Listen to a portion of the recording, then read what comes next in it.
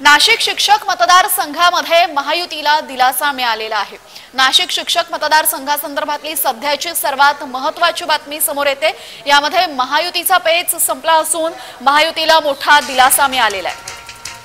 नाशिक शिक्षक मतदारसंघात महायुतीला दिलासा। राजेंद्र विखे आणि धनराज विस्पुते यांनी माघार घेतली आहे।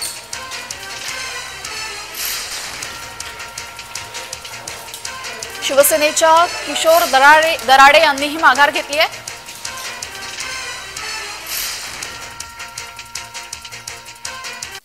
महायुती उमेदवारासाठी मला तरी त्यांच्यासाठी काम करावं लागेल, त्यांच्याकडे संधी नाही।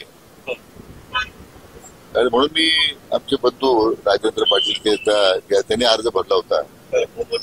मी आज त्यांना बोलावलं होतं, विनंती केली त्यांना की बाबा आपला महायुतीचा उमेदवार आहे, आपला तो त्यासाठी आपण उमेदवारी मागे घेतली पाहिजे अशी विनंती केली आहे। ते विचार करतो म्हटले ते।